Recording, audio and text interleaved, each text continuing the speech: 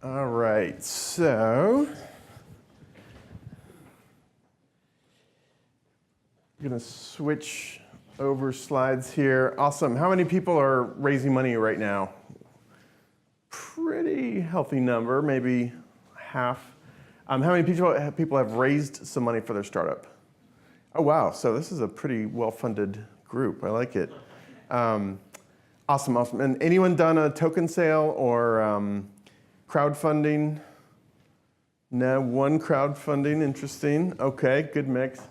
Cool. Well, so I'm going to start off with a little talk here. I've given this talk at lots of different accelerators, probably 40 different accelerators. And it's really just kind of all the best practices I've learned over the years about fundraising. My very, very brief background, I run a company called Foundersuite. You probably can guess from all the signage, which is a CRM for fundraising. It's an investor database, investor CRM to manage your funnel, and investor updater tools. But before starting this, I spent like 10 years working as fractional CFO at a bunch of startups, helping them raise money. And about half of the time we were successful in raising money, and half the time we were not successful. So this talk, which I'm going to do very quickly, is basically everything I learned from 10 plus years of raising money. First off is how not to do it. Hunter Walk is a VC here in San Francisco, and I love this tweet. Will you intro me to investors? It's too broad to be acted upon. But this is how a lot of startups approach fundraising, right? They just say, all right, time to raise some money. We're going to ask everyone they know if they can connect us to investors. And the problem with that is it's too broad, too ambiguous to be acted upon. It's also putting all the work of figuring out who you should be talking to on the shoulders of the other person, where really that's your job. And so instead, we like to think about fundraising like a sales process, right? If you've ever been in sales, especially B2B sales, it follows a pretty straightforward approach. You build a list of potential targets or leads, you qualify those leads, you engage with them, and ultimately you're driving them towards a close. And fundraising can be broken apart into the step-by-step components, just like that. We like the metaphor of the funnel, right? Top of the funnel, you're building this large target list of investors. You're screening, filtering, qualifying that list. And I probably can't read this, so I'll just explain. Number 3 down is picking the right person, right? If you're pitching venture funds, you don't go pitch a fund per se. You find the right person at that fund, a decision maker, a champion, a partner typically. And then of course you're getting introduced to them through warm introductions. That's really how fundraising works. And sites that try and sell you otherwise, are usually a scam in many cases. Those introductions lead to pitch meetings, progressively deeper dive pitch meetings. Hopefully that leads to term sheet discussions, due diligence, and ultimately you're selling shares of your company, right? So fundraising is just another sales process. We can break it into its step-by-step parts. Step one, especially if you're raising a seed or angel round, is building your funnel. I always tell founders, you need at least 100 names on top of your funnel. When I raised our seed round of about $1 million, I pitched 200 investors, ended up with 1 seed venture fund, and 10 angels. So that's about a 5% conversion rate, right? If we're sticking with the sales metaphor. That also means I got rejected 95% of the time. And that's actually pretty typical, pretty normal, which further emphasizes why you need a really healthy top of your funnel. Angel, I'm just going to quickly go through these resources. AngelList, of course, is very useful for this. There's 25,000 or so investors, maybe more than that now. On AngelList, you can search by different criteria. Within our platform, we're building out this database. We've got about 22,000 venture funds and over 100,000 angels, family offices, fund of funds, private equity firms. Our database is very broad, but pretty shallow. It's basically bio, social links, and we're kind of putting that second layer of research on your shoulders. Crunchbase is another pretty useful database to play around with. I like to use Crunchbase by making a list of companies that are similar to mine but not directly competitive, putting them in Crunchbase and seeing who funded them at the relevant stage that I'm at, right? Kind of reverse engineering, similar companies and how they got funded. You can also put in, if you have an investor, you can plug them in there and see who funded them. That's another pretty useful way of using Crunchbase. Lots and lots of other resources out there for building your funnel. The first 3, PEUB, Inside Venture, and Venture Pulse, are newsletters that when a startup raises a round, they announce it in these newsletters. And so you can just quickly skim these every day and see who's getting funded and who's funding them. Those also report when like a new venture firm is announced or formed, or when a firm raises a new fund. That's really useful information, right? Because they've got fresh money to put to work. Conferences can be useful, right? If you're in, drone space or some new emerging space, there's probably a conference. Investors love to build their brand by speaking at conferences. Quora, TechCrunch, Medium, you guys already know what that is. PitchBook and CB Insights are kind of the gold standard in terms of databases. Really good, deep data, but very, very expensive. I have a PitchBook subscription, and I think it's like $15,000 or $18,000 a year for one seat, right? But really good data if you can get access to it. And then lastly, mining your personal network. I'm going to show you two very quick ways of doing that. Actually, I'm not going to show you just in the interest of time, but I'm going to talk about it. One is using LinkedIn. And I call it kind of mining your own personal network, right? If you go into LinkedIn, in the upper right-hand or upper left-hand search bar, put in like angel investor, do a search, and then click the second degree connection and maybe a location, that will show you, several hundred people that you have some mutual introduction to or mutual connection to that are in your location. And then you go through and kind of pick out ones that invest in your space. And you can actually triangulate a pretty good list by mining your LinkedIn network. And there's some other ways to do your network, which I'll cover. If you're interested, shoot me an email. But just in interest of time, I'm going to keep going. Next step, once you've built this target list of 200 or so investors, you want to actually qualify them, right? Back to our sales metaphor. Good salespeople spend a lot of time qualifying their targets, their prospects, and prioritizing them, ranking them. And we want to do that when we're fundraising too. So anyone who's invested in competitors, you don't want to talk to them at all. No dry powder, that applies to funds, right? If a fund hasn't raised a new fund themselves in the last couple of years, they're probably only doing follow-on deals. Angels, if angels haven't done recent deals, a lot of times they're taking a break. Wrong sector, wrong stage, wrong geographic location, you should obviously just be pitching people that do your type of deal, your stage, your industry. And then bad reputation. This is kind of interesting. There's a couple sites out there like Know Your VC or The Funded that it's like Yelp for VCs. They're pretty interesting. But you're going to be kind of married to this investor for the next 5 to 7 years, so you want to be getting in bed with like good investors. The reason this is so critical, qualifying your target list, is because you want to be pitching the right people. You want to be pitching high quality targets. And the reason that's important is because ultimately fundraising is about getting momentum for your deal. It's all about momentum. Companies that get momentum get funded. Companies that never get momentum oftentimes don't get funded. And you're never going to get momentum going if you're pitching like false positives, right? The wrong targets. It's just a function of how this works.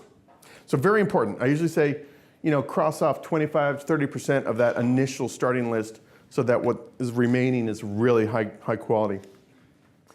Now we want to figure out how to reach these guys and gals, how to get it in touch with them. It's all about LinkedIn. In many cases, you plug them into LinkedIn, see if you have any mutual connections. If you do have a mutual connection, there's a hierarchy, right? The best person to ask for that introduction is someone that's made that investor money in the past. Second best is maybe someone they co-invest with. Third best is a current portfolio company founder. We're going to come back to that. Fourth best is, like I call them the biz dev guys and gals, the attorneys and law firms and things like that. But they know a lot of investors, but they make a lot of introductions, so it's not always the strongest signal. Fifth best is someone that Tim met at a conference 3 years ago and they connected, but they don't really know each other. So if you have 0 connections, classic question, what do? You just moved to Silicon Valley, you don't know anyone, how do you get to go pitch Tim Draper? You cold email him? No. You cold email one of his portfolio company founders or a couple of their portfolio company founders and say, hey, I really like what you're doing. I've been following Tim for a while. I'd love to hear what it's like working with Tim. You kind of get a dialogue going with that founder. It's okay to ask for the introduction, right? So you're kind of networking your way into an introduction. It's a classic way how deals done. Hey, how's it? All right, we've got 2 panelists for our next talk, so that's good. I was a little worried here that you were going to be the only panelist, but we're good. So once you've built this target list, you're about to get out there fundraising. You got got to have some way of keeping track of all this, right? Or you're going back to the momentum thing. If you don't have a system for managing your fundraise, things are going to slip through the cracks and you're not going to get momentum.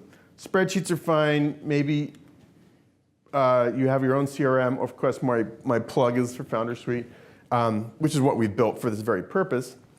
Hope you check it out. It's pretty popular. Our users have raised $750 million since 2016, so it's clearly working for some segment.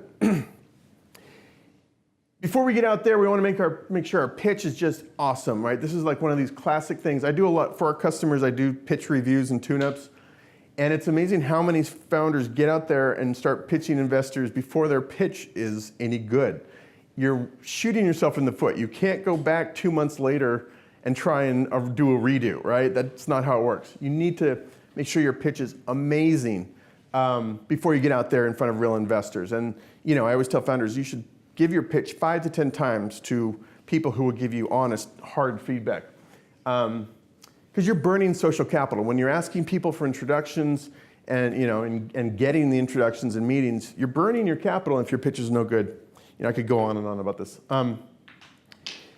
So, do a quick time check. Good. We've built that target list. We've qualified that list. We've got it down to our short list of really, high value targets. We've mapped out our best way into every one on that target list. Our pitch is amazing. It's blowing people's minds. Now it's time to actually go fundraise. And this is the email I use. This is a real email I used to Jeff, who works at NASDAQ. When I was doing the research of figuring out how I'm connected to these investors, a lot of roads all led through Jeff. And so this is my little intro request email saying, Jeff, do you know these people well enough to make the intro? And he can be very quickly responsive and reactive to this. He can say, yes, I know Sean, Tom, and Jessica. I don't know the others. Right? I'm not asking him to think about his entire universe of people. I'm asking him just to respond to this email, which he can do in 5 or 10 minutes. For everyone he says, yes, I'm happy to do the intro, I put together, and you probably can't read this. I'm happy to send these slides out after, but what this is saying is basically, it's the intro request email that I sent to Jeff, that Jeff forwards it along. Just a couple key points. Notice how short it is. I'm not explaining our 5 years of history and my entire career in this. I'm just putting a few teasers in here, trying to get the target, Clint, the recipient, to want to take a meeting, right? It's just a teaser. But basically, can you introduce me to Clint? Raising a seed round. We had a lead investor. We have 2/3 of the round committed. That's a teaser. He's going to open that email because that's interesting, right? We have some momentum. It's interesting. And then just a few other key points. Kind of talk about what we do. We make this investor management reporting platform, a link to our website. You wouldn't believe how many people send an email like this without their website URL in there. They expect the investor to spend time researching. Here's the ask. And then I include a link to a very high-level teaser deck so that Clint can look at this teaser deck and kind of, it's another way of pre-qualifying Clint. If he likes what we're doing, wants to take a meeting, great. If he looks at our deck, doesn't want to, you can go on. And then all Jeff, my connector, has to do is send this on, and he can bang out 5 or 10 intros very, very quickly, making it easy for my connector. You guys have to watch HBO's Silicon Valley Season 1 if you haven't. This should be required viewing for anyone who wants to raise money. Just kind of a joke slide. But Richard's an introvert. He just wants to be writing compression algorithms for Pied Piper, right? But he's got to get out there and pitch all these investors who are super big egos, very successful, very smart, and investing is what they do all day long, every day, right? They're professionals at it. For him, it's his first time. So there's automatic kind of this, disparity there. But he's got to get out and hustle. You've got to channel your inner hustler if you want to raise money.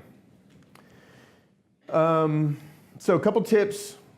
Doing the intros in parallel, right? You've mapped out your connection paths to all your targets, asking your connectors for those intros about the same time frame. I call it the blitzkrieg approach. Again, our goal is to get momentum for the round.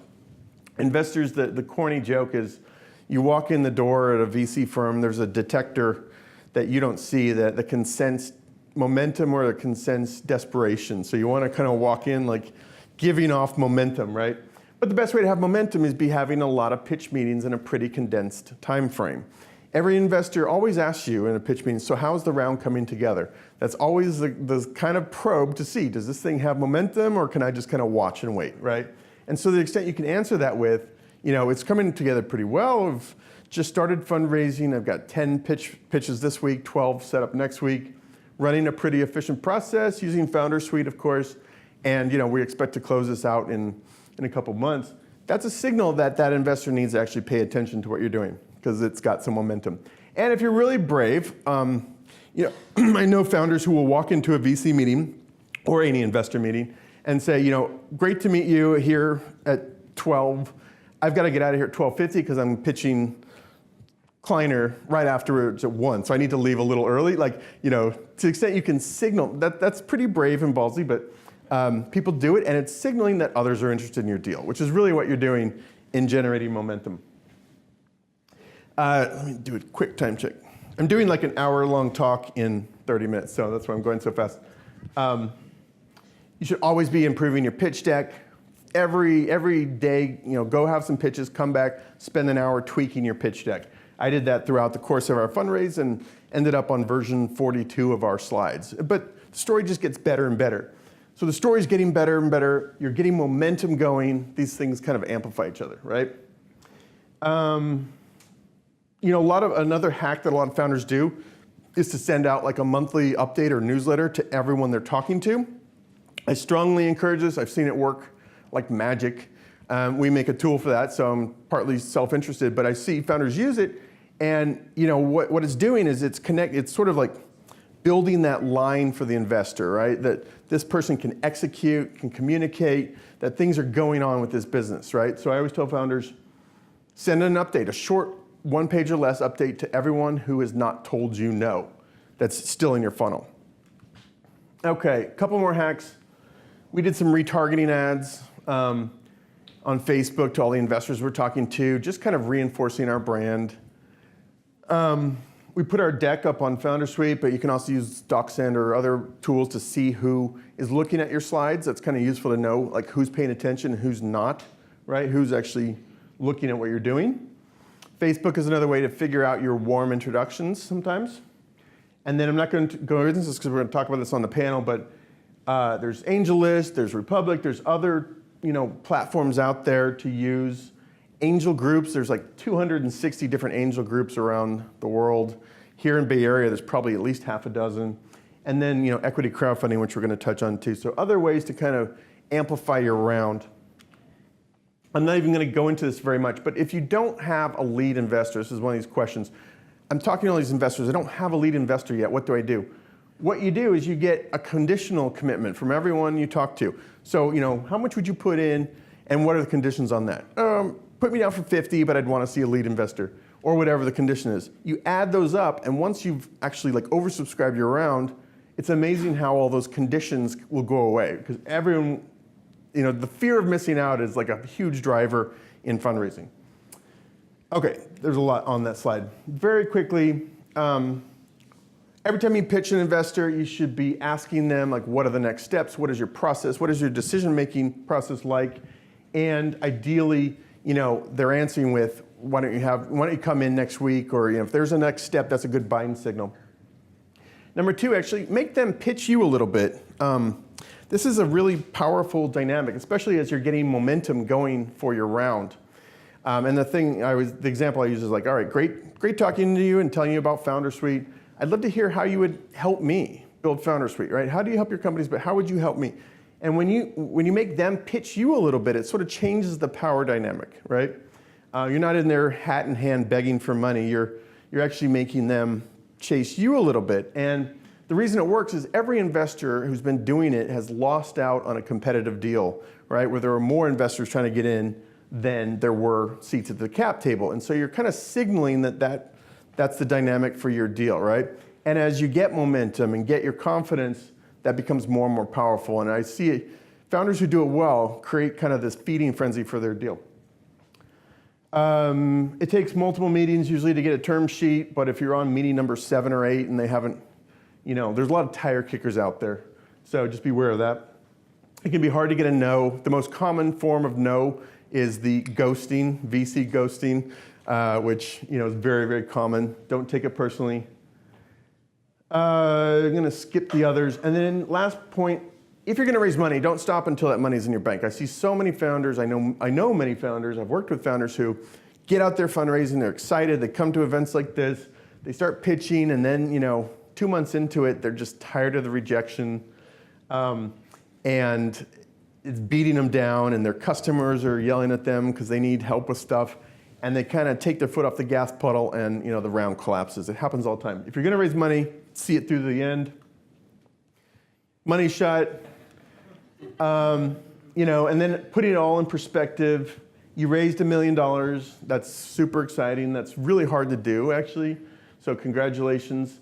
That maybe buys you 12, 18 months of runway. That really means you need to start fundraising again like 6 months from now. So at a higher level of metrics. It's true. So, have some fun, but get back to work. And then very last thing, thanks for coming. Check out Foundersuite. We have a Funny Hacks group and a How I Raised It podcast. And that's it. Maybe one question, or anyone have like 1 or 2 questions? Just threw a lot of stuff at you in a very short amount of time. So, okay, cool. Well, our next thing is our panel. So if we can welcome, let's see, do we have Ryan, you're here. Nick, you're here. Is Christie's here? Yes, perfect. Okay, perfect. Come on up. Everyone come on up. Can we welcome our panel, please? Christie. Okay, so now we can slow things down a little bit. This is an interesting panel. We're calling it Brave New World because each of these folks kind of represents like a new or emerging platform or methodology for raising money. So actually, why don't we just start and kind of go down the line. Mason of Tokensoft, tell us, what is Tokensoft? Yeah, so we are a ICO issuance platform. We basically help companies that want to run ICOs stay in compliance, whether it's just in the US or within, we have one sale that's compliant in over 50 countries. So we basically help them stay compliant in whatever jurisdiction that they're offering in. And we take them end to end from after they have their white paper all the way through token issuance and distribution. Awesome. So, Christie, Backstage Capital. How many people have heard of Backstage Capital? I'm kind of fascinated by this story. Okay, a lot of people. Awesome. It's a fascinating story. But tell us about you and Backstage. Sure. So Backstage Capital is a traditional venture capital firm. We invest money that LPs, limited partners, give us into startups. Specifically, we're focused on investing in startups founded by women, people of color, and LGBT founders. Commonly, these founders are referred to as underrepresented. I like the drum roll. We'd like to say these founders are underestimated. So we have invested in 100 companies to date, and we are expecting that the next wave of unicorns are going to be diverse people leading great companies in the Silicon Valley. Awesome, cool. That's fantastic. Thank you. Ryan of Chia. So you're not a platform, but you tell us what you are. So Chia is a company that I founded last year with Bram Cohen. Bram invented BitTorrent, and I used to run a Bitcoin exchange. And we're building a better cryptocurrency. And the goal is really to compete with narrow money in general, to compete with central bank money and cash and all that stuff, to build something that's more globally useful and interesting and end this horrible oligopoly that we call banking. I think the reason I'm on the panel is because we're doing our fundraising a little bit differently, both than traditional venture-backed companies and also differently than most token projects. What we did was we only raise money from accredited investors in the form of safes, which give them rights in the upside if we have an actual equity offering that matters, and in the downside if we dissolve, and in no other cases. So they don't get any role in governance or anything like that. There's no round putting together. It's all rolling closes. It's just it's a much more natural relationship between founders and VCs, I think. And then what we're doing in a couple of months is we're taking the company public in the US. And that's actually going to be what converts all of our safes into common stock. And that process is easier than it used to be because of the Jobs Act, and is a great way to fund your company and build it. So what we'll end up with is a company that's got the normal mix of investors and team and advisors and things like that, but it has it in a way where the board will be just majority independent, minority management, no venture investors on the board, and where it'll be built in such a way as to try and build a global institution that's trustworthy and useful.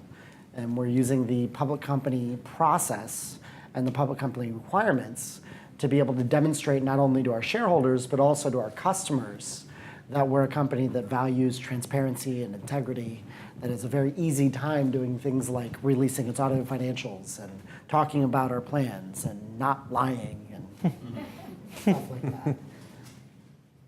Cool. And Nick, or Nikhil of Republic. Yeah, so Republic is actually a spin-out of AngelList. So we're in the same family of startups as CoinList and Product Hunt, as well as AngelList, obviously. And our goal is to democratize angel investing. So anyone can invest in the companies on our platform for as little as $50. And we're trying to curate the best kind of equity deals and also the best token deals. And so we have Republic Crypto, which is kind of our token sale, pre-token sale platform. And we're the first compliant version of that, which we think kind of hits the fundamental core of decentralization and blockchain, is letting the community who will be powering these networks actually own some sales and shares and tokens in these companies as well. And we're obviously Backstage well and agree 100% with the vision there. I think about half the companies that have raised on Republic have female founders, and about 25 to 30% of the companies have founders of underrepresented and minorities. So we're definitely proud of that as well.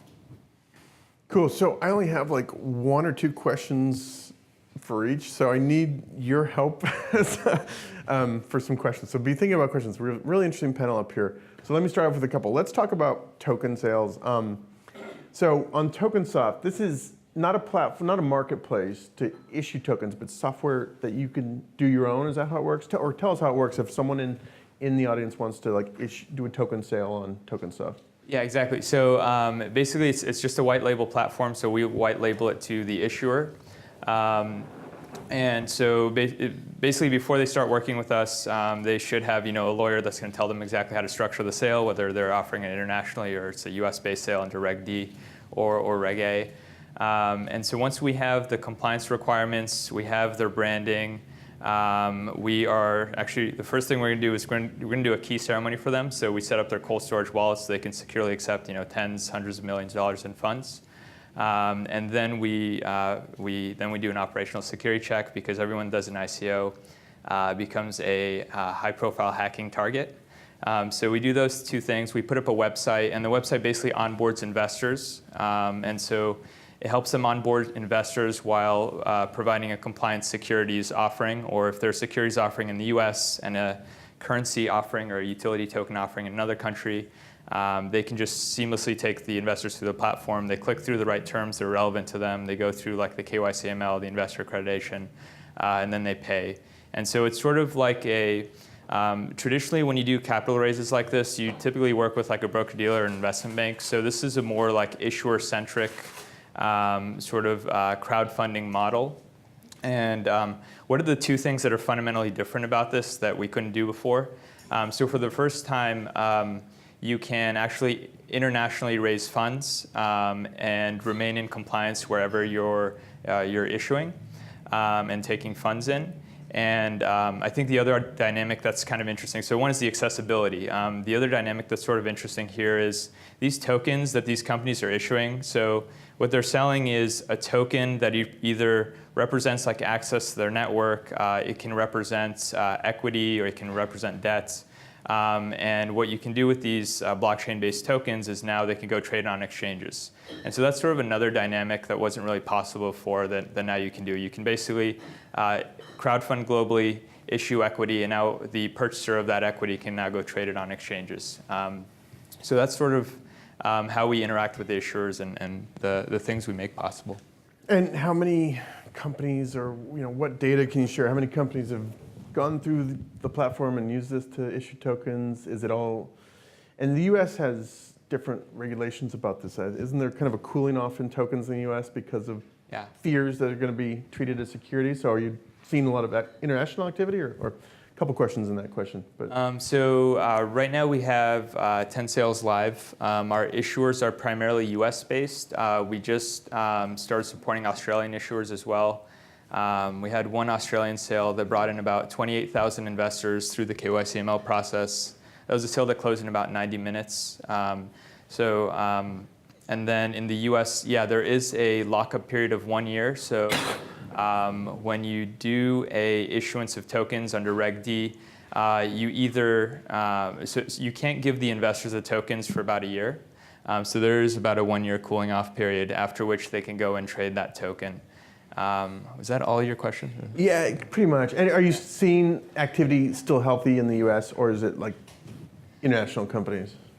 So yeah, again, they're mostly American issuers, and for us, it's sort of like as the SEC gets louder, our deal flow sort of like increases because people are wanting to do these in a compliant manner and to do these under U.S. securities laws.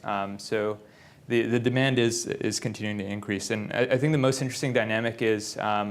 Before it was just startups doing these, and now we're seeing people from sort of like traditional industries wanting to do these. I think Monster.com is a very interesting example of that. They just announced they're doing an ICO through a S1 filing last week. We're seeing a lot of interest from broker-dealers wanting to do tokenized issuances for like public companies.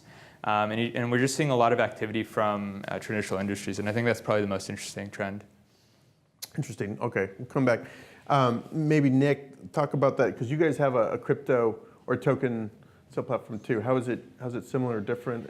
Yeah, so I guess we follow the Reg CF Title III of the Jobs Act, kind of for all both equity and crypto, in which that's kind of why in terms of unaccredited offerings, we can do the whole kind of token sale using that model.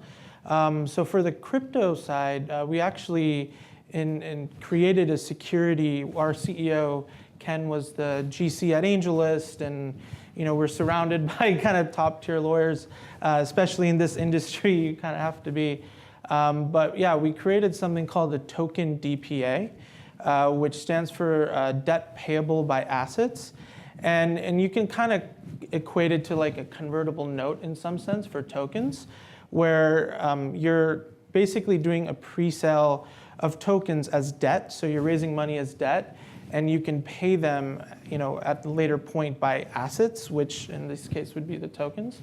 So yeah, we're kind of trying to innovate and create models to allow companies to raise this capital and do it compliantly. Interesting. And I'm sorry, the investors are accredited or unaccredited? Most of them, I mean, it's a mix, but our whole premise is unaccredited. So, we had a deal, in early December called Props, created by YouNow. And that was a very successful deal on CoinList and had a lot of hype. And they felt like we raised a lot of money, but most of our community are not accredited, and we want them to be able to have access to the tokens as well and the benefits of it. So they actually raised $1 million on Republic, which is the SEC limit every year for Reg CF offerings, and it was pretty much filled out in a few hours, obviously, because very successful company. But it was a great kind of way for them to allow their community to invest as little as $50 in their kind of pre-token sale. Are they? I'm assuming they're beyond a white paper. I mean, a lot of the rub that token sales get, it's like guy with a white paper that has a lot of stuff copied from other places on the internet, threw it together, and they're doing a token sale, right? So Yeah. these guys are what stage of business? So, I mean, YouNow and Props is kind of it's a deal that's kind of an anomaly. We also work with deals that, have the white paper, have legitimate teams, have proven their kind of knowledge base in the space, and they're raising, $500K to $1 million to, develop their token economics more and actually do an ICO. But in YouNow's case, they had like 40 million in virtual kind of currency sales just on their platform normally, without trying to actually raise any money for it and offer it as a security token. Interesting. Okay, we'll stick on this subject. Don't worry, Christie, I'm not ignoring you. But okay, let me go to Ryan now. Ryan, actually, I mentioned this podcast, How I Raised It. I actually did one with him, so I kind of know some of these answers already. But you guys raised money for your greener, cleaner currency. Kind of interesting. Instead of doing a token sale, you went and raised money from Naval Ravikant and Andreessen, I think, some of the other guys, right? I mean, some really blue chip. Seed round was $3.4 million. It had 30 participants. Most of them were angels and funds in Silicon Valley and New York. The larger allocations, there were 7 of them. The largest was Naval, and then the other 6 were Andreessen Horowitz, Greylock, True Ventures, Danhua Capital, Metastable, and DCM. Yeah, no, impressive group there. And this was at the white paper stage, right? You guys had. No. We're never going to publish a white paper. Okay. We publish academic papers in peer-reviewed journals. At the time, we had one in Asia Crypt. Since then, we have one in Eurocrypt that won Best in Show. We've got 6 more coming out this summer before the IPO. Well, let me ask it a different way. So you have this amazing list of investors. What were you pitching? What did you have? It was just 2 guys and a whiteboard. That raise was entirely on founder reputations. Interesting. And why not do a token sale at that point instead of going to VC? Oh, it's not clear it'll ever be legal for us to do a token sale, so we'll see. We're going to have a significant pre-mine. It'll be on the balance sheet of the company, and we'll disclose the risks around regulatory uncertainty as to whether or not we can sell that in our 1A for our Reg A filing when we go public, and we'll disclose it again in our S1 when we uplist. But right now, selling equity has this very clear legal path, and owning the tokens is fine. And the network's going to have mining anyway, so even if we can only distribute them through our shareholders, that's not that big of a deal. Dividends have a clear legal path. Buybacks have a clear legal path. The only thing that it seems like we can't do is sell the tokens. So that's the only thing that we're not going to do until we get legal clarity. Once we've got the network running and there's liquid markets in the tokens, and we've uplisted and there's liquid markets for our stock on a major stock exchange like New York Stock Exchange or the NASDAQ, at that point we might pursue no action relief from the SEC and FinCEN to make it really clear that we can sell the tokens, but not until then. Okay. The token stuff, I get about 75% of it, and the other 25 just goes over my head, but that's just me. But interesting stuff. But now you're doing a Reg A crowdfunding, which allows you to raise up to 50 million. Yeah, it also comes from the Jobs Act, just like Reg CF. Yeah, maybe just for anyone who's not familiar, contrast Reg CF versus Reg A, like either of you, I guess, if you want to just give a little 101. Yeah, so basically Reg A plus is basically allowing people and companies to raise up to $50 million from unaccredited and obviously accredited. Everybody but terrorists. Yeah, basically. And Reg CF is kind of like Reg A plus light, where it's a lot less legal fees, a lot less filings. Obviously, you have to do filings there too, but it's a lot less strenuous, but it's also a lot less money. And yeah, so it's a much more scalable, kind of easier way to raise money on that end. But we obviously big fans of Reg A plus, and at some point obviously interested in it as well. And Hsiao's kind of leading the. Reg A is often described as the mini IPO, so that would make Reg CF the micro IPO. Yeah. Exactly. It just depends on how confident you are in your ability to attract capital, and how much you have to spend on legal fees before you raise. It's always free to take money from rich people. So if you actually know people who have some capital that they're interested in investing, who are accredited investors, who are believers in your project, take money from them first. Law firms will often paper that on deferral. You don't even have to pay them upfront to do that. And then use some of that money to go to the public once your brand and your project are developed well enough that raising from your customers is a smart branding move. Cool. All right, let's go to Christie for a little bit. Okay. So Backstage Capital, you're kind of a little bit of a different outlier on this. Maybe two questions. Tell us the little backstory of Backstage, which I think is fascinating, right? I've read the article about Arlen and stuff, but and then talk about, I think you've described yourself on your website as a platform, not just a venture fund, kind of a platform. So maybe talk about that, both those. Sure. Yeah. Okay. And actually, before, if it's okay, I just want to comment really quickly because we have such a high amount of portfolio companies, and our portfolio companies are typically pretty early stage. We have multiple companies who have run ICOs and also some that are looking at equity crowdfunding. I'll just say that they're not public with their plans yet. Mm-hmm. And so I just want to offer a VC's perspective on that, if that's all right. Please. So I guess what I wanted to say is that when it comes to ICOs specifically, what we've seen our companies raise both utility and security tokens. And we've seen one of the companies in our portfolio is a company called Kairos, and their offering is not complete yet, but it looks like it's going to go pretty well. So, and when it comes to crowdfunding, I think our viewpoint on this for our portfolio is really kind of neutral. We feel that these are new tools that are available for founders to get access to capital that can then unlock really incredible momentum for their businesses. And so generally what I would say is that we're pro ICO, pro utility, pro security. Those are two different strategies and need to be researched accordingly, and also pro crowdfunding. The reason why I wanted to throw that out is because there are some VCs who have not yet adapted to these new methods of raising funding. And if you're going out to raise and you're thinking about, raising on equity versus equity crowdfunding versus equity from VCs versus raising an ICO, there's multiple options out there. You can go one path today and then a different path in the future, but there's different implications for that. So that was a long-winded way of saying we like it. You don't feel threatened at all by the relevance of it? From our perspective, access to capital has been a missing piece for a lot of really high qualified founders. And so these new options provide access to capital in ways that disrupt traditional systems, and we're in for it.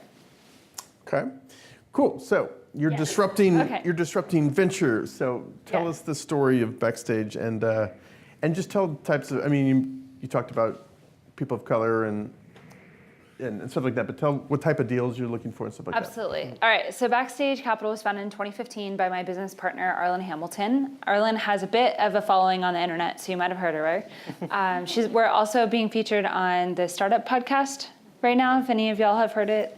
It's all right. I think it's pretty good. So essentially, Arlen founded Backstage from a previous tour in the music industry. So previously, she was a tour manager and a production coordinator for artists like will.i.am and Kirk Franklin and Janine and others. And when she was working in music, she heard about people like Troy Carter, who managed Lady Gaga's tour, how he was moving into tech. And being from Texas, she didn't really have a background in tech. And she began learning more and more and decided to change careers. And along the way, became flat broke in her pursuit of venture. But luckily for me and for the firm, and I guess for our portfolio companies as well, she was able to get her first LP check after about 3 years of trying in September of 2015. I joined Backstage about a year later, and then now we're a crew of about 20 people. In addition to the venture capital firm, we run a studio as well. So that might be a little unconventional, but it's not totally out of the box. There are other firms out there like BetaWorks or Pioneer Square Labs or Science that also run a studio. And we are actively investing. We recently announced our newest fund, which is a $36 million fund. And our target for this new fund, is we'll be investing in companies founded and led by Black women. And first check will be $1 million, and we're reserving another $1 million for follow-on in those companies. And when you ask, what do we look for from founders? So from a founder perspective, we're a very founder-focused fund. And different funds have different thesis. Ours is around founders. And we like to say that we pattern match. So pattern matching has a bit of an association, I think. In VC, there's commonly a pattern matching term, which is like we pattern match for guys that dropped out of Stanford and they're into engineering and they've been programming since they were 5 years old or 3 years old or something like that. And this is their 15th startup and they're building something super technical. That's one form of pattern matching. What we do for pattern matching is we like to say we pattern match for grit. So we look for founders that have demonstrated that they can do a lot with a little. And what that could mean is that it could mean that they have a very high quality background in terms of education. So maybe they went to Stanford and Harvard and MIT and they have degrees in multiple disciplines. Or it could mean that they've launched a product and they already have revenue, but they have not taken any outside investment yet. Could look at like a lot of different things, but what we're looking for is that certain founder profile, and we see it across many different sectors. So we've invested in things like from beauty to frontier tech like AI and space, CubeSats, and VR and AR to consumer marketplace companies. Interesting. What's the studio? You mentioned studio. What does that mean? You're creating your own startups, or you're? Yeah. Okay. Cool. Like what? So we haven't launched any of our companies yet, but essentially we want to provide services and valuable services for underestimated founders. And there's a few things we have cooking that we'll be able to announce later in the year. Okay. Any hints? That's She your doesn't hint. want to say, but That was the hint. hint. Okay. Foundersuite. Yeah, I know. But are you? It's not a competition. Interesting. What?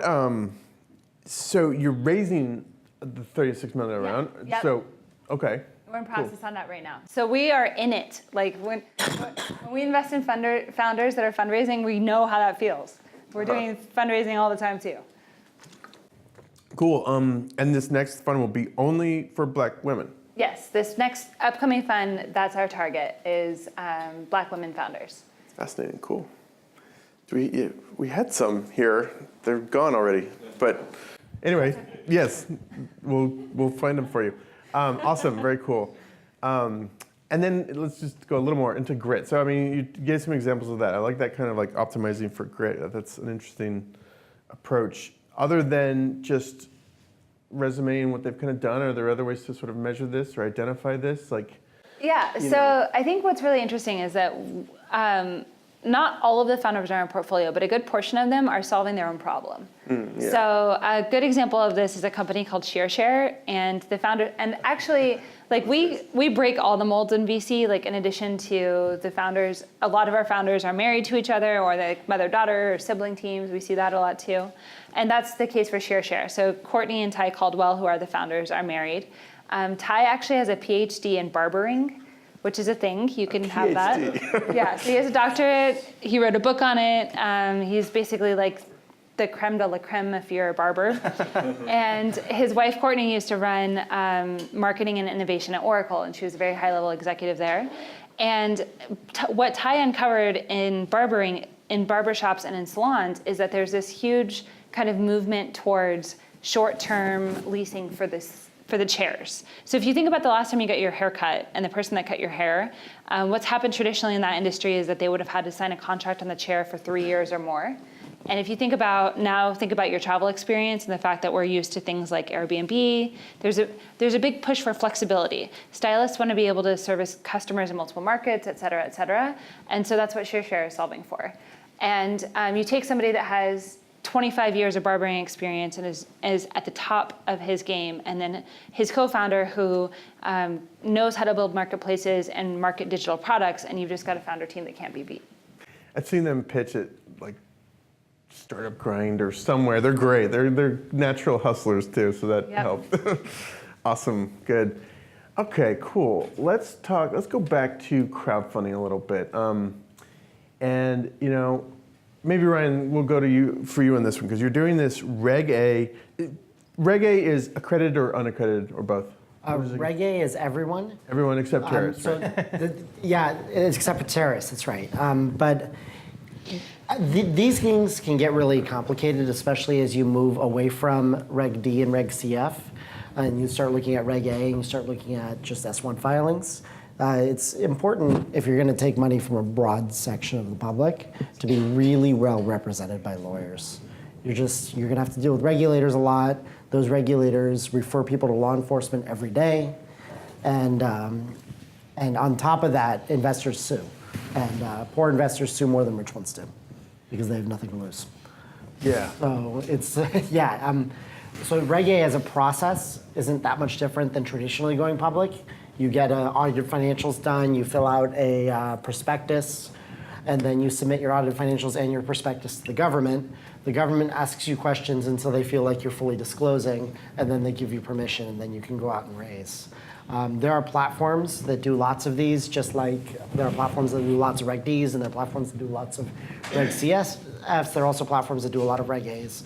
The platform can teach you pretty well what to put into the prospectus to have high likelihoods of getting approved, which is nice. But they can't really describe your project well. That's up to you. And it's important, I think, to take as much money as you can from rich people before going on one of these platforms. So if you have rich people who want to invest, take their money first. So you compared to going public, but going public, you usually hire an investment banker who will take you around to money managers and other investors, and they're socializing it and building a book of interest. So in your scenario, what's replacing that investment banker? Oh, we're just doing an auction. Like, fuck the banks. They're really terrible people. The front office of banks add no value in our economy at all, right? The back offices that process the wires and the ACHs and keep capitals and transactionally flowing are fine. But the people who work at sell-side institutions who do deals are they're liars and crooks. So, and you don't need them.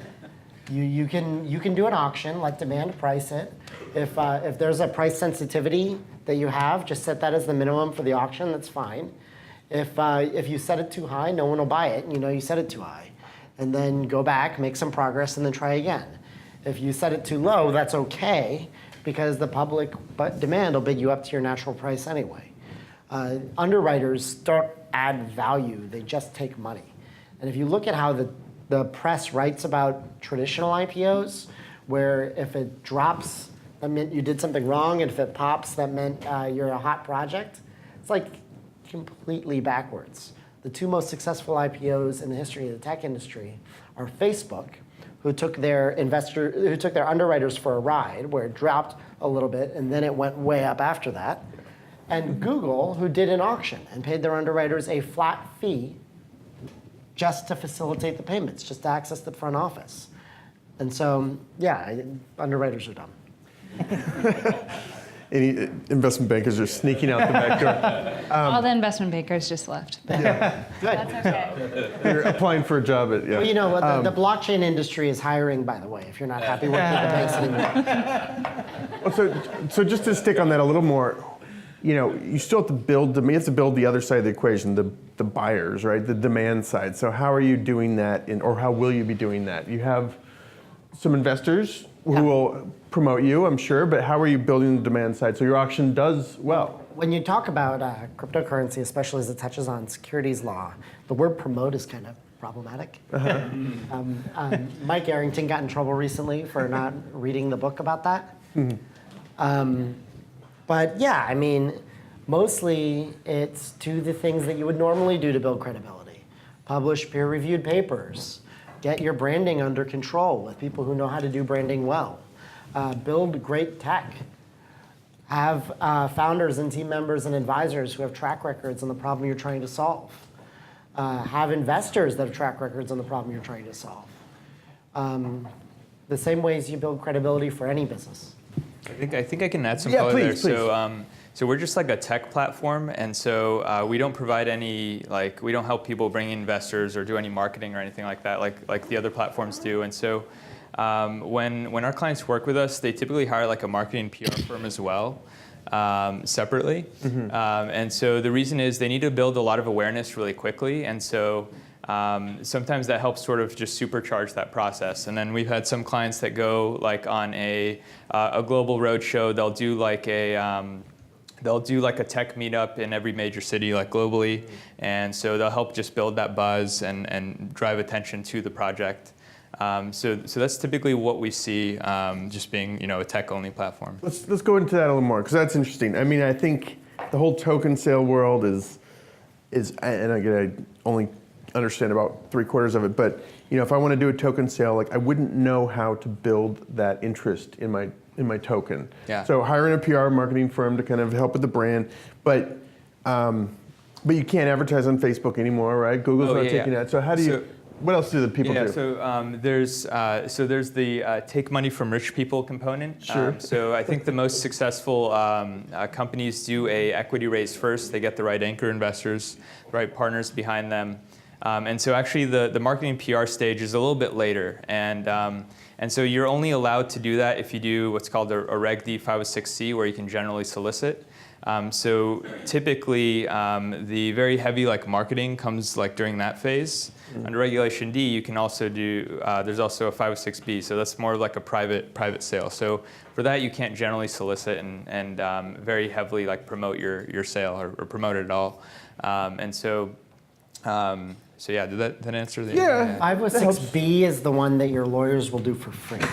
And so how that works is you can't publicly solicit at all, but on the other hand, you also don't have to do much paperwork, you don't have to do much verification, right? As long as basically the person's generally known to be a VC and they're generally known to not be a terrorist, you're kind of good to go there. Is there a checkbox for that? I am not. It's called the OFAC list. And where are these free lawyers hiding? So generally, what a corporate attorney will do in Silicon Valley, if they believe in your project and they believe your seed round is going to be successful, is they'll do what's called a fee deferral. Yeah. Well, they'll ask for warrants or some other ability to lightly invest in you, if their firm allows them to do that, and some do and some don't. And then they'll say, we'll give you the first $5,000 or $10,000 of legal fees for free, and then you pay us back after you raise. And that's generally useful if you're just taking a seed round from angels and VCs. Nick, let's go to you. If a company wants to go on Republic and raise money, do you guys kind of continue with this building demand for your offering? Does Republic bring the investors to the platform? Does the founder still has to hustle? How does it work? So, we like to equate it just because it's unaccredited and it's not accredited doesn't mean that you just launch something and the money will just fly in because everyone is you still have to go out there and hustle. So we always, we have a pretty decent sized investor base.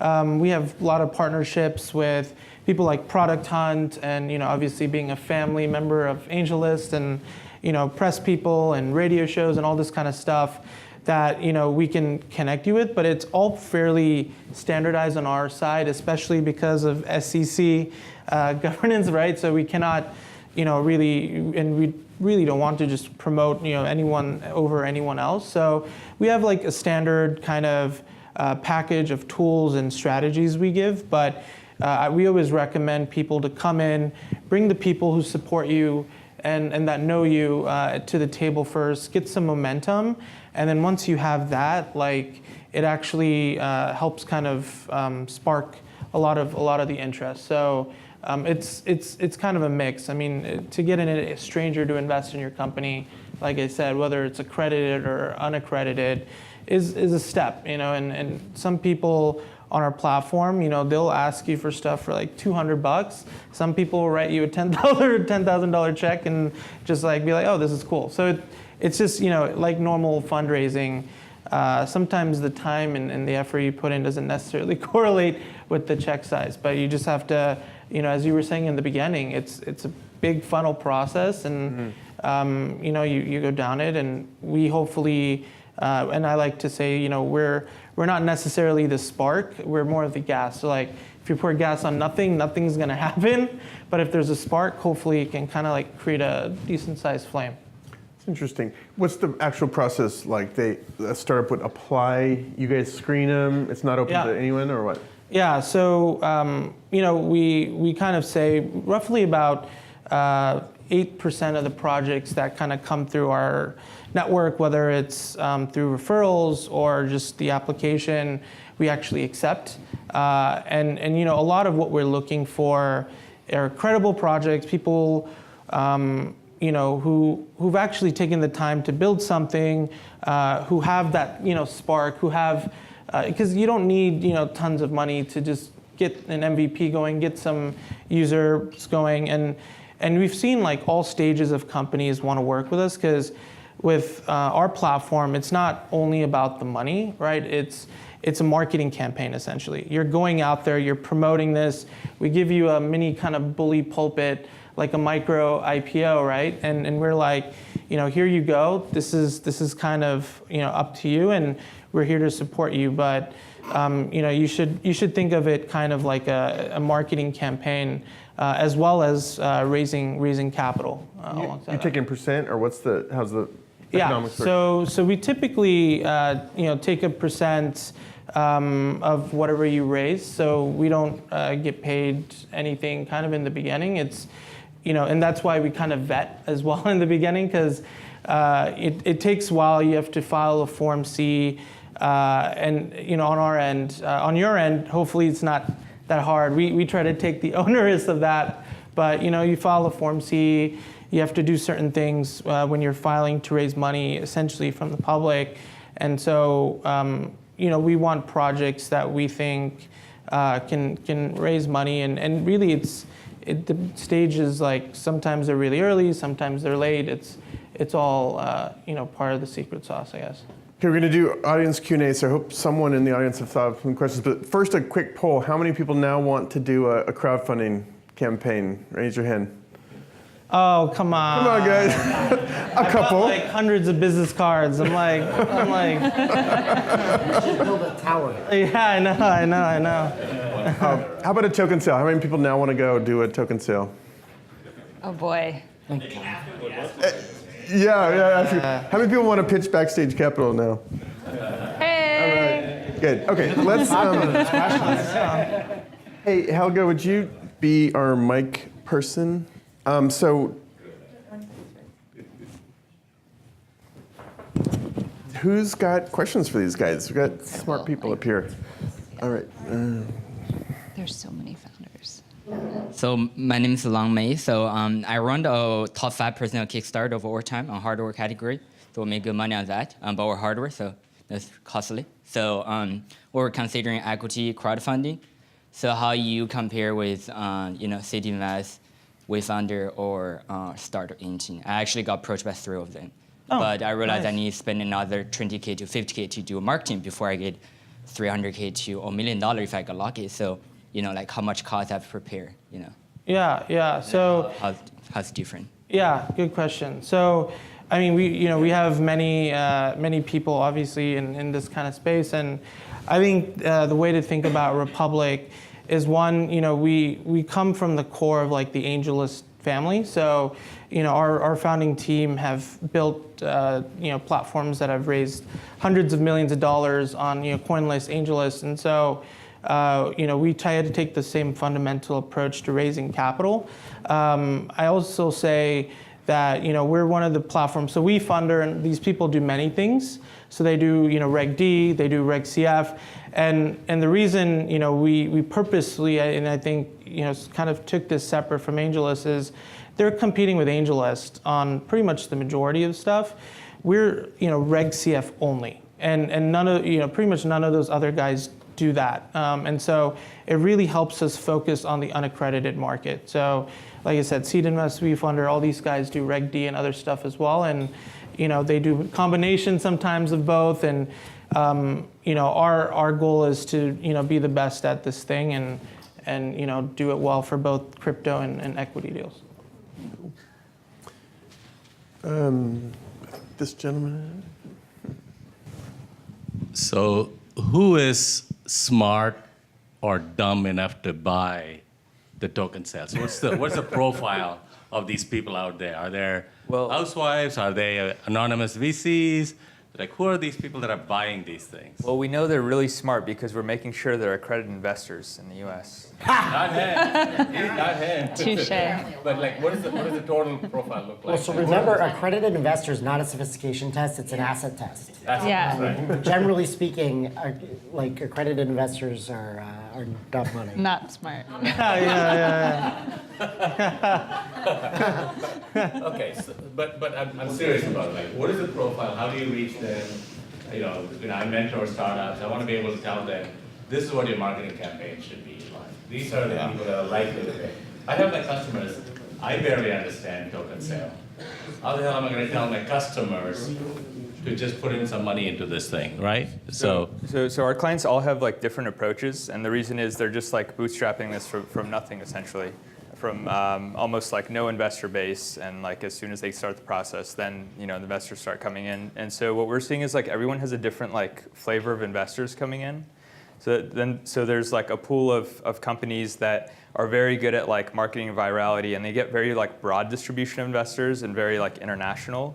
And then we have one that's like a late stage venture fund, and so they're bringing more institutionals and like very sophisticated folks in the door. And so like what we're seeing is like every company has like their own flavor investor based on how they're approaching the market. So that's what we're seeing. what about Republic? Yeah, so I mean, I think investors invest for many reasons. So there's obviously, people want to support and invest in companies for obviously a return. And then there's some people who want to just support projects. So, for example, with YouNow, which they were doing their pre-token sale, the round pretty much filled up from their own users. Right, so their return was being a part and actually, funding the business, and hopefully, they get their return. Like, every investor hopes they get a return, but we see that because we reduce the amount of money, we, and Naval says this great. It's like, VCs and people are great advisor capital in some sense, and equity crowdfunding and ICOs and stuff is great. Growth in like customer service and customer engagement capital. Is it fair to say that the average investor doesn't really know or understand or care about token sale? They just find a small price point at which they can get in. The rest of it, they will take the hindmost kind of thing. No, I think that's completely unfair to say. Yeah. I think that if you don't understand the pitch for your investor yet, then you haven't found your product or your brand yet either. So companies that don't know who they're trying to get as their investors and don't have a targeted, tailored marketing strategy to get to them are companies that are not ready to raise from those people yet. Fair enough. Couple over here. So I may ask a question that a few of you guys may not love, although I guess in comparison to that, I can only do better. So I guess the question is philosophical a little bit, which is we're seeing big, I don't want to pick on ICOs, that's not the intent. It actually goes wider than that. It goes to crowdfunding in general. We're seeing big raises that are coming in quite early, $50 million, $70 million. Okay, part of that money is sitting on the balance sheet, so that's okay, right? But there's obviously equity space, cap table space left for the founders, for the team, et cetera. I mean, I guess the question is philosophically, do these, it kind of riffs off what he's saying, right? But it seems like it's based on the assets that are part of the organization. The rest of, you have let's say $50 million in a capital raise that sits on cash on the books, and you have the rest of the equity that sits as what, idea? Especially because a lot of it's very early stage right now with limited assets. And my question is just philosophically, does that rewire me is what I'm asking. Does that pass the sniff test? And it's not just an ICO question. Does it pass the sniff test of being okay? It's a riff off of his question.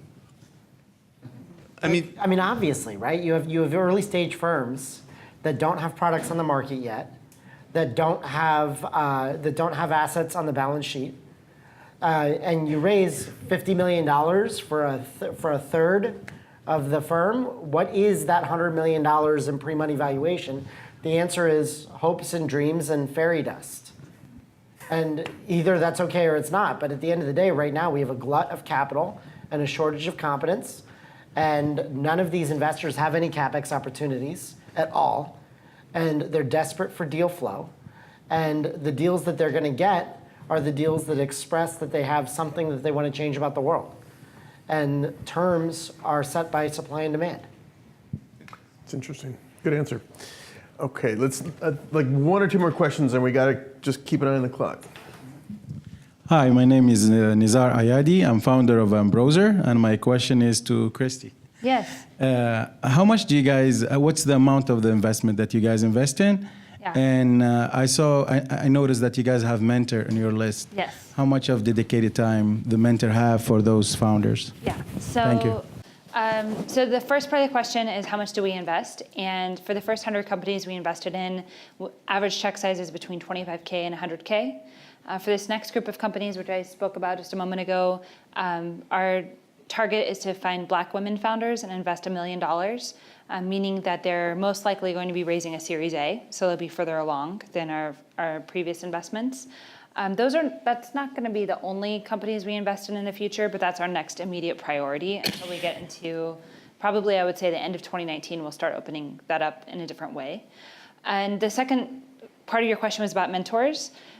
Because our companies, for the most part, are pretty early stage, I think like they're going through accelerator programs, they're applying for accelerator programs is around the time that we come in.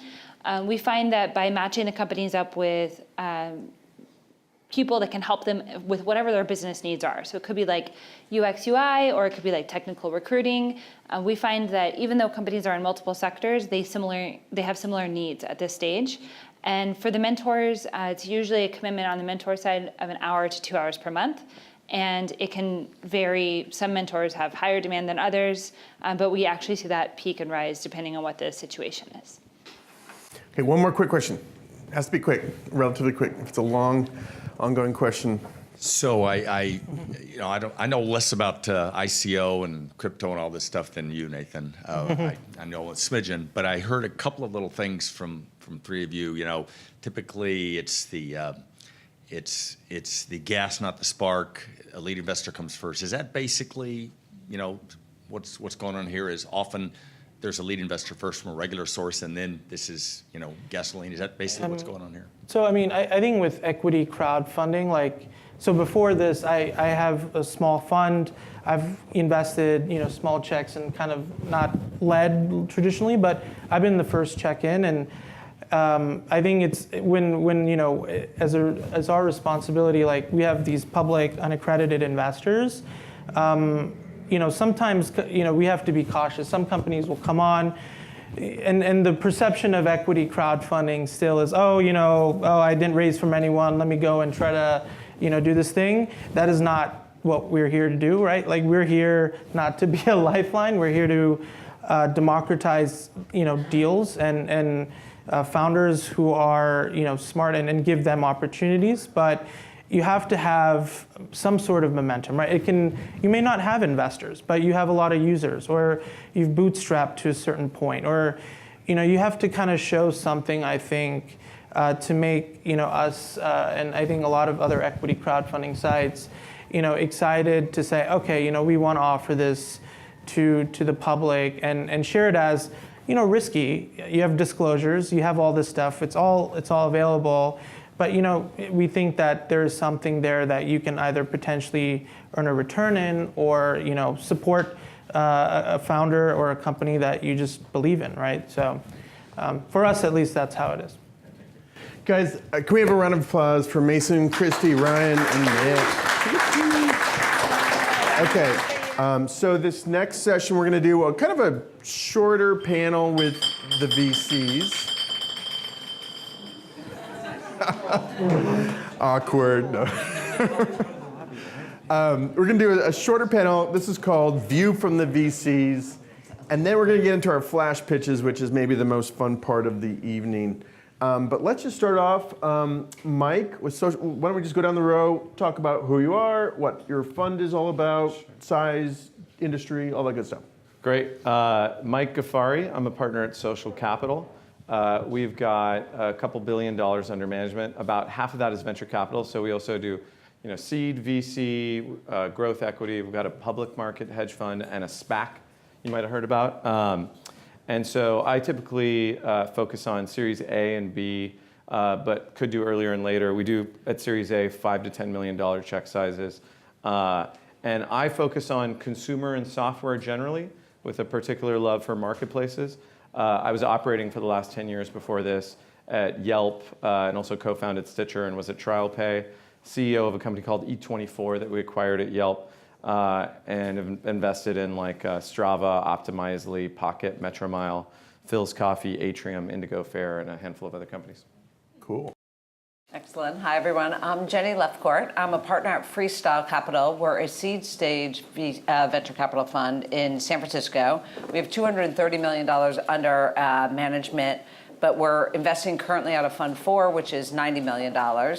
And we're typically investing about, I would say about 1.5 million, and around that's maybe about 3 million. So seed, the titles change, Yeah. the names change.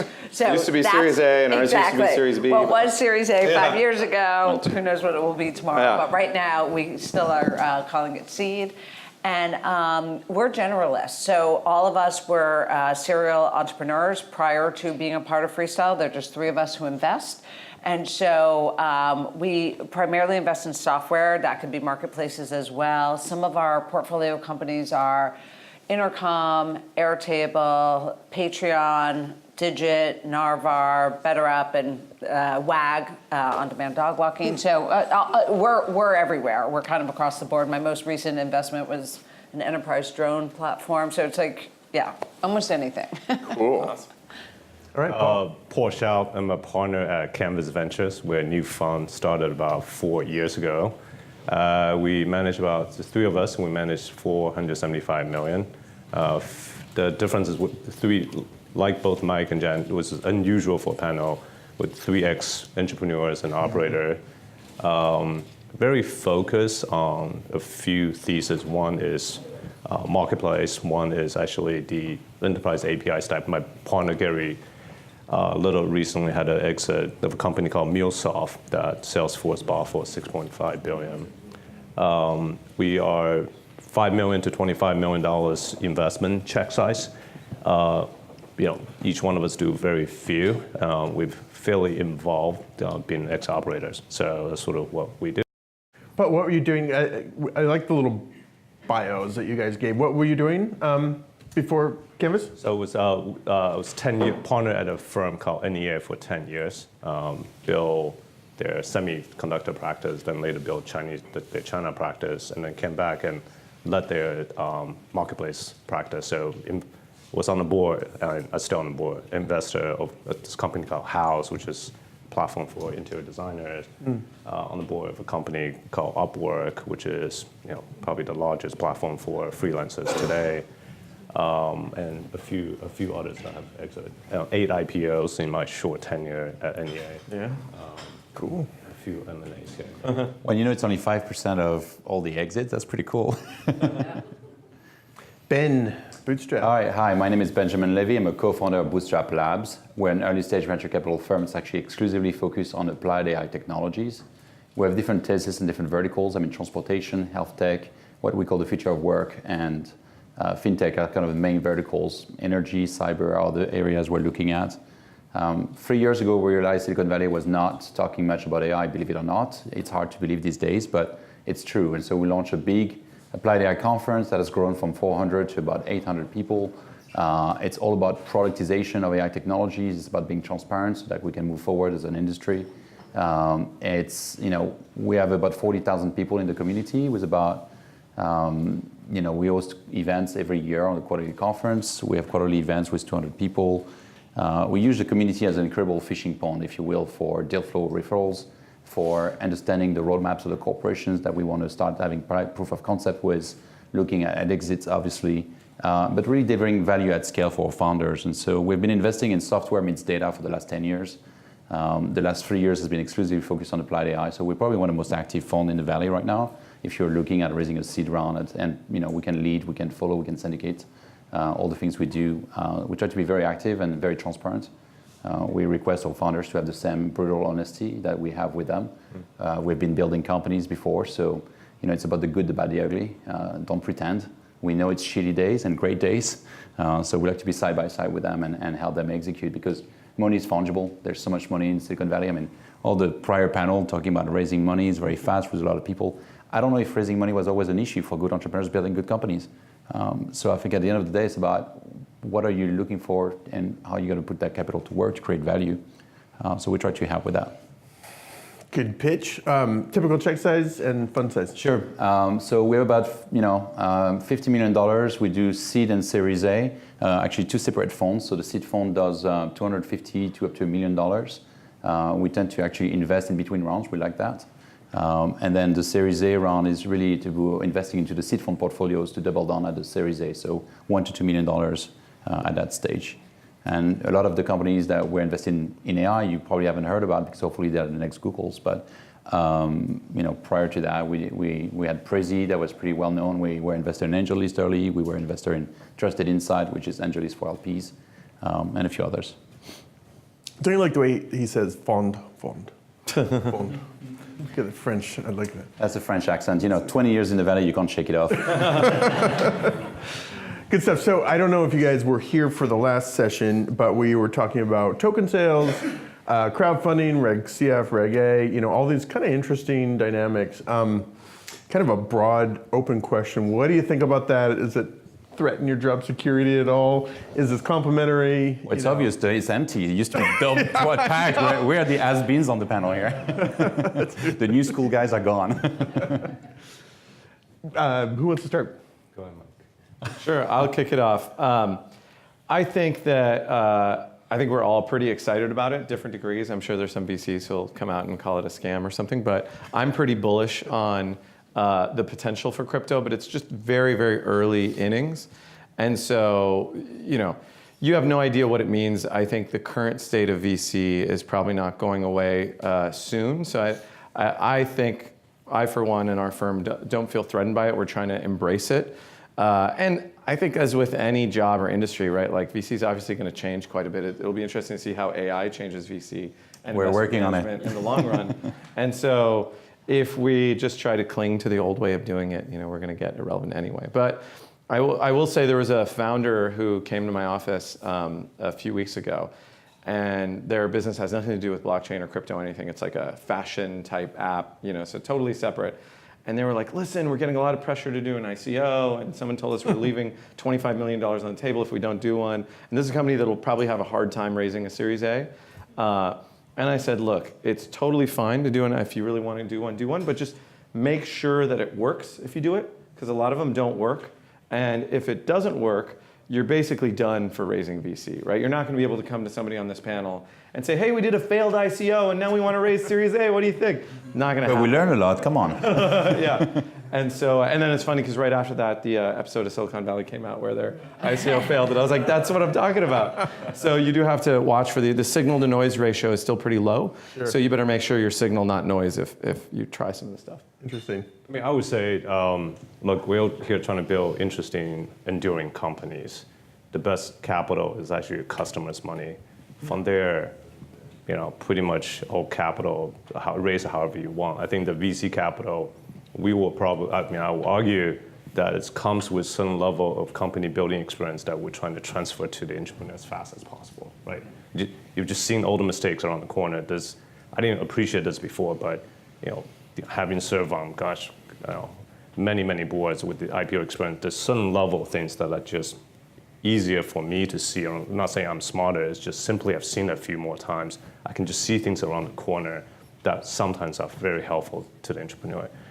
You shouldn't raise from, if it's just capital from VC, you really shouldn't, because you're trying to match with the right board member or investor that could be helpful to you.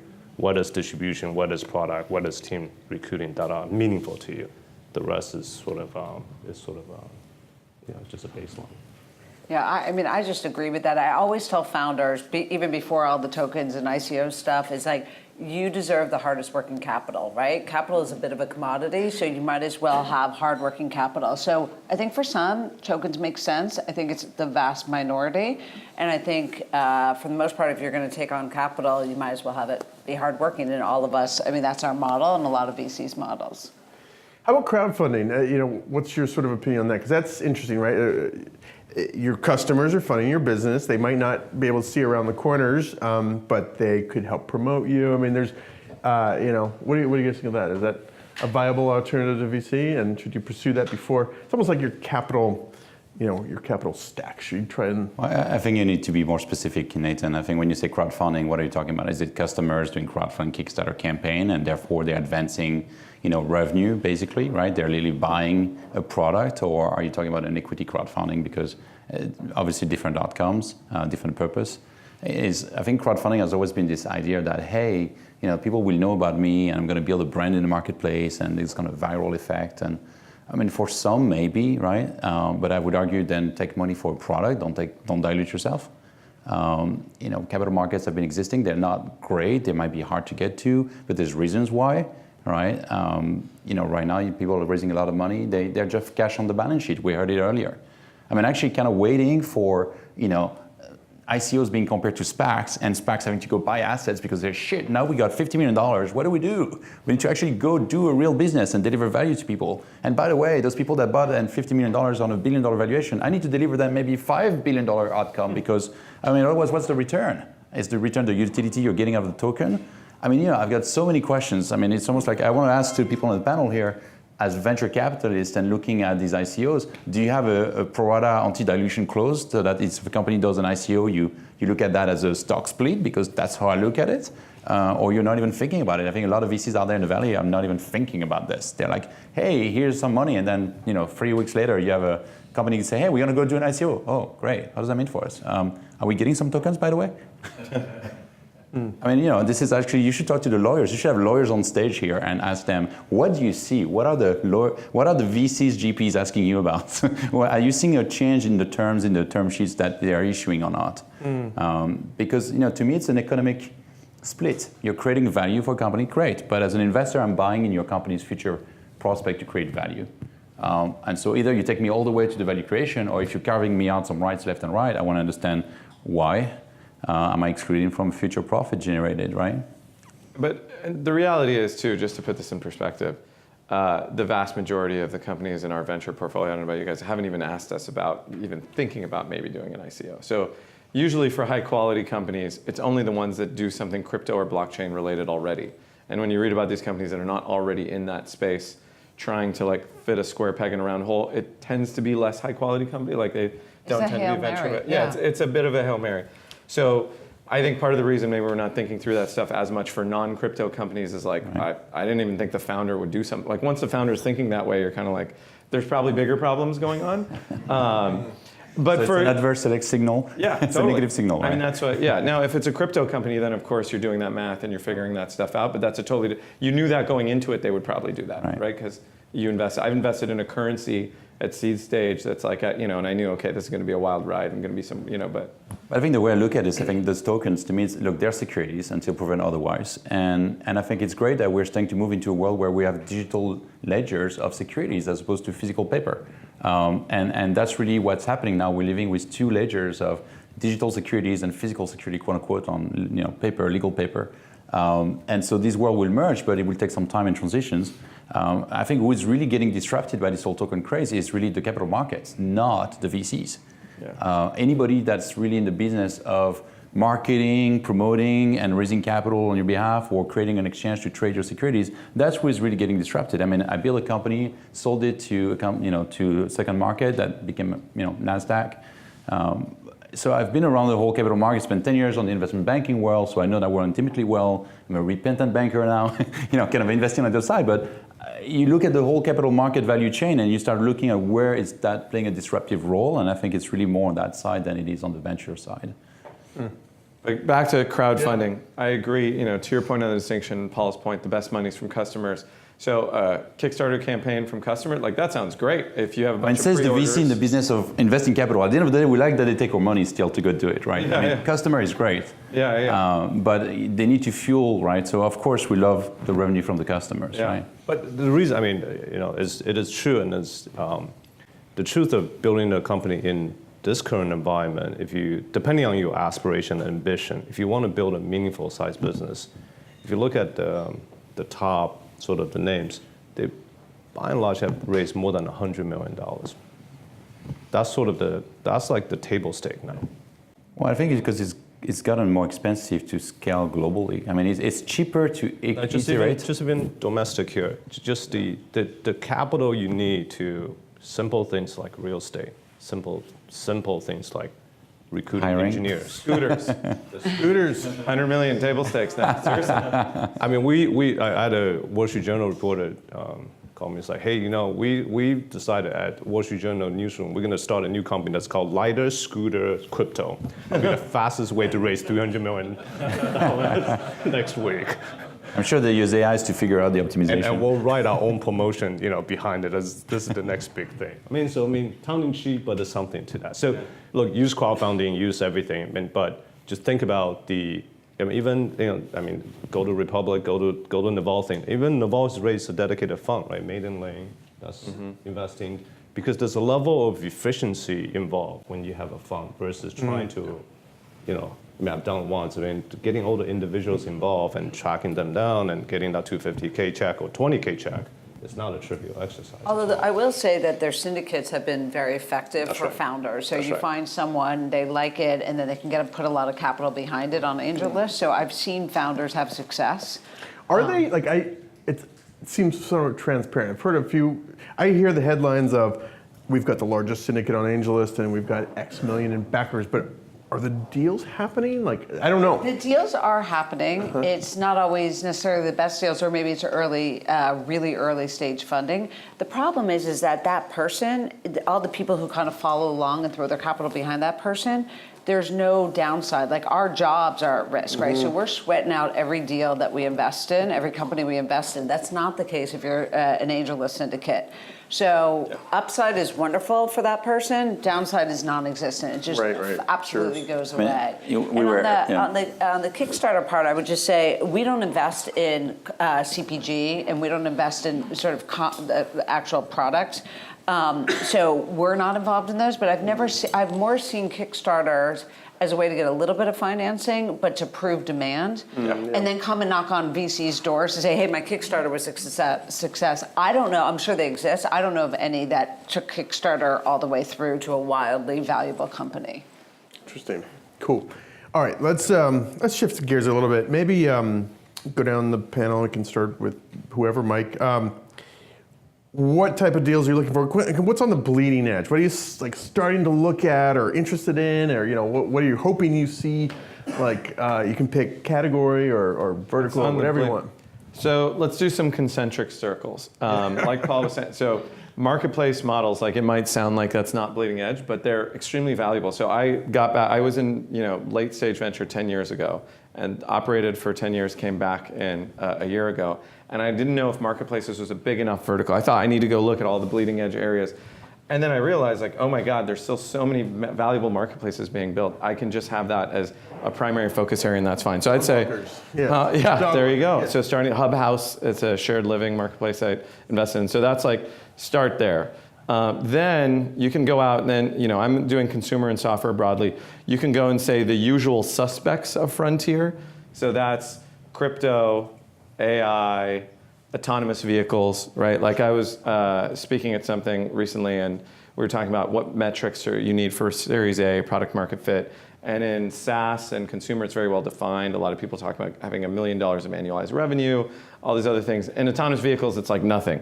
You just need an amazing team and to know the right people, and people want to back you, and then boom, you can raise $100 million if you're Chris Urmson. So those are the kind of traditional verticals. And then bleeding edge, there's all, it's probably sub areas within those verticals. So instead of LiDAR for autonomous, there's Zendar, right, that says we can just use radar and software on top of it. You don't even need LiDAR or other things like that.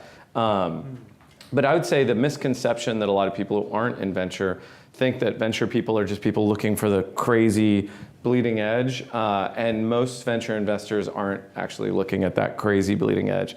They're kind of looking for things that fit into well-defined economic models in many cases. Interesting. Yeah, and I would just add on to that, I definitely am not looking for bleeding edge. I have one or two, and they're the ones that keep me up at night because the market hasn't quite gotten to where we all thought it would get. So you have to really sort of pace yourself, but it's sort of good old-fashioned fundamentals, right? Like there could be marketplaces, there could be new use cases. We VCs always want to know why now, right? If this business could have existed 5 years ago, we're not that interested because we're not believers that it would be left for you right here, right now to discover it. So you have to have these macro trends that show you that there is some opportunity that is making itself available now, or there's some change in a market that makes this a true problem or a true opportunity. So I really sort of enjoy finding those. But once again, it's not bleeding edge, but it is something that couldn't have happened a year ago. If it could have happened a year ago, I'm probably not investing in it. Yeah. But it's sort of still, for me, it's still business fundamentals. Cool. Gopalani? Yeah, I mean, we are we're actually quite a bit more contrarian. We seem to like run toward things that are cold.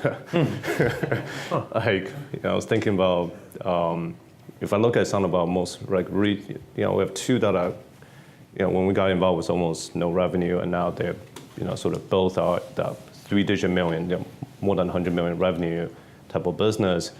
One is in the wedding business. You would think, Jesus, guys, like, I remember when I, went over That's still a thing? People get married still? People. I mean, I was joking with Jenny. I was like, you should call Jenny. That's the stupidest idea that you found. It's like really. And so the reason we say that is because a lot of people have run away from consumer commerce, actually. Mind if I interject for 1 second? Because I think what Bob's talking about is actually pretty interesting. So 20 years ago, I founded a company that is an aggregated gift registry. And we worked with all the retailers. And you could say, I'm going to Jenny's wedding. I don't know where she's registered, but let me pull it up. And you could see everything she wanted from all these different stores and buy it online. It was revolutionary at the time. So we, being a woman, we would pitch all the male VCs, and they'd say, why the hell are you working with retailers? You're swimming upstream. Amazon exists, and our backers were Kleiner Perkins, and so they just backed Amazon. They're like, get rid of the retailers, go put Wedgwood China in your warehouse. You get 60% margins instead of 15% margins. And we said, great, we'll have 60% of nothing because the consumers will not do that for a decade, maybe two. One day it will happen, and if it does, it will be flippin' awesome. It's not happening. So back to my point earlier about there needs to be macro trends. Zola is the company. They're absolutely killing it, and the world was ready for it. But VCs had grown tired. So sorry, back to you. And so we run to these core areas, but we understand the innovation behind. So, what Zola and another one, Kickbox or Transfix, is actually the back-end logistics that they have built. So Zola is actually a very sophisticated dropship technology behind. And so that's where we think about, like, okay, what would be, quote unquote, a forgotten space that's actually fairly large that could use an innovation that you can unlock a lot of value very quickly. Previously, lending clubs is no longer hot, but when you jump in a lending club, it was not a cool thing, right? It was kind of like really just going to finance someone's credit card. And so that's what we think about. Perhaps, one more plug for a company called Roofstock. That is probably closer to what you're asking on the bleeding edge, where they are making sort of, and so we all about marketplace, right? Everything that we looked at are almost all marketplace. They are taking, there's 17 million single family homes in the US, which is massive if you think about it. I didn't realize this. And they're making sort of buy and sell of homes, real estates, hopefully soon, one button with the renter in there already, completely, almost frictionless transaction. So that's a pretty unique value prop, and a lot of complicated legal framework, regulatory stuff, technology, and sort of the chicken egg. How do you, marketplace is incredible. I totally agree with Mike, and that's sort of why we're very focused in it. But it's so hard to build because it looks like this for a while, and then like it pops, and then you're like, okay, that's kind of work, or maybe not. And so it takes a while, but once you get it there, the value creation is in top. It's go through that logarithmic scale, but you gotta have patience. So hang on, Ben. We're going to do audience questions. So anyone has questions, think about it. But Ben, AI is already kind of bleeding edge, but what little micro pockets within AI are you? Well, so I'll reiterate a few things you heard. You heard that venture capitalists are not in the R&D business, right? We invest in really technology that will be broadly adopted in the next 3 to 5 years. If we're missing that window and guess estimate, we're shutting down the investment and potentially we're messing up our funds, right? So timing is critical. Everything we look at is applied AI, and we were very specific 3 years ago to say it's got to be applied. Now, AI can't do shit across the board. It's got to be something very narrow and that does very well. But at the end of the day, you got to build something valuable. So back to the fundamentals. I mean, are you an amazing team? We like to talk about the minimum viable teams, because unless you have the skills matching to the vision, you're going to struggle. And especially around the AI, it's not like, oh, I'm going to go hire a data scientist and a few AI folks, and we're going to figure it out once we have the data. Yeah, good luck. Pretty hard. So what do we see we get excited about? I mean, I don't know. We have companies that are going after trying to help patients, right, define trials for cancer treatments. We have companies that's going after monitoring patients that are having heart attacks and going sent home, and right now the hospitals has no data on them. They're like, yeah, come back in 2 weeks and call if something's wrong. We're investing in companies that's actually quite interesting. This company is looking at the construction business, because that's kind of massive talk about. Every single family office that we go pitch to raise money, they all own real estate. It's like table stake.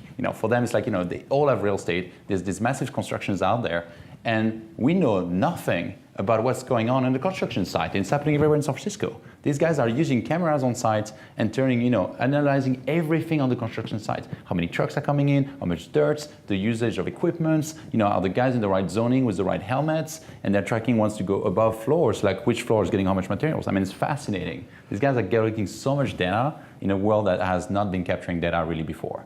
And so our insight is 80% of the work today is done by human beings and 20% by machines, and tomorrow is going to be the other way around. And so it's not one versus the other, it's about how do you put human in the center. And so it's human in the loop right now, because you can't beat humans in certain tasks. It would cost you millions, maybe billions of dollars to actually automate that last mile. And so make sure the humans are into the system. Fastest growing job I see is like the human trainers. I mean, trainers that are training AIs, maybe to replace themselves over time. But maybe we'll have better things to do, and we'll create other type of jobs. But so I do have a couple of fun bleeding edge things. So I gave the bread and butter speech, and we mostly kind of echoed that. But I would be remiss. At Social Capital, our mission is to advance humanity by solving the world's hardest problems. So we do have some really fun portfolio companies. Sail Drone, which is autonomous sailboats that can sail to the Arctic Ocean. They can do, so a manned mission that's sent up there by the government would cost like $40,000 a day, and this costs about $2,000 a day, unmanned. Runs totally up clean off solar and wind only, with like a semi-rigid kind of sail type thing, but it's not your traditional material you would think about. It can go like 30 days unmanned into freezing weather. So that's a really cool one. They already raised a big Series B and they're doing really financially really well. To this point, sounds like R&D, but within 3 to 5 years of our investment, it was already very commercially viable. Relativity Space in Los Angeles does 3D printed rockets. So with a much smaller footprint and a much smaller facility, you can print rockets, 3D print them, put them together. That's kind of a cool one. Standard Cognition, a small seed investment I made, is similar to his construction equipment site. It's machine vision in retail, so that anybody, kind of Amazon announced this Amazon Go thing, if you guys heard about this, where you can just walk into a store, grab stuff, leave, and you don't have to pay any money. Well, this is doing that for everybody else. Right, so nobody else has that technology, and there are 7 PhD computer vision people got together, and you can just walk in somewhere, a retailer, grab stuff off the shelves. They see what you considered, what you bought, and you just walk right out, no problem. And then the retail analytics they have are really valuable.